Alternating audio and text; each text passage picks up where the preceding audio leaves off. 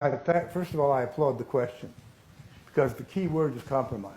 Let me go back to the Cuban Missile Crisis, 1962.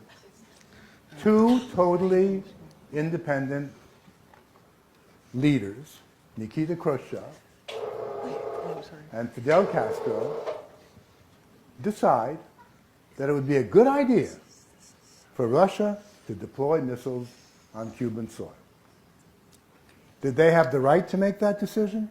Absolutely. Two independent countries. So they make that agreement. And the Soviets begin bringing in the missile, well, the parts to assemble it. And the United States discovers this. Kennedy says to the Russians, turn your ships around or we will sink them. And if that leads to World War III, so be it. And the Russians turned their ships around. But there was a compromise. Not made public in this country at that time.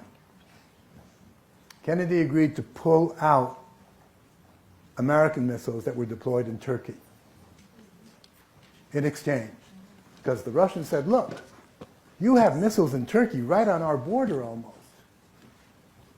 You say our missiles are an existential threat, well, so are yours. Take them out, and we will not deploy ours. That was a compromise. Now, Kennedy asked that this not be made public because it would kind of be seen as a loss of face and blah, blah, blah, and it wasn't made public, and then it was later on. So that was a compromise. And it helped avoid World War III. The Russian leadership sees NATO as an existential threat. Rightly or wrongly, that's not the point. The point is that that's the way it's seen. And this is not politics. You know, why would you bring NATO closer and closer to our borders, they say.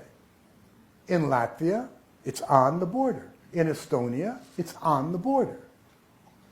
Now, Ukraine is moving westward. It's a complicated issue. The United States has played a certain role in this. That's not the point. It's moving westward. If it ultimately goes into the Western fold, or whatever you want to call it, then it's logical to surmise that Ukraine will join the European Union and will become a NATO member. Now, Ukraine has a border with Russia.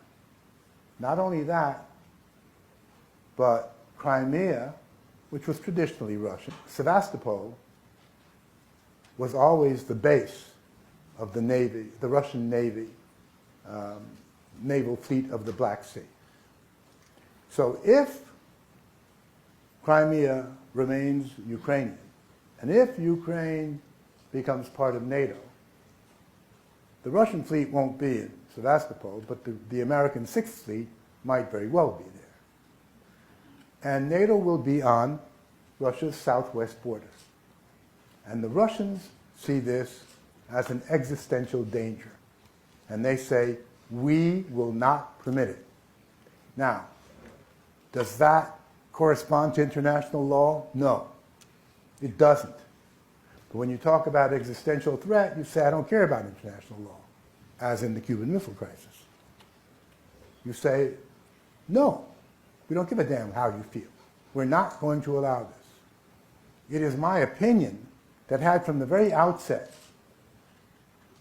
been some kind of internationally negotiated agreement that Ukraine would not become a member of NATO for at least the next 50 years, there would be no Ukrainian problem.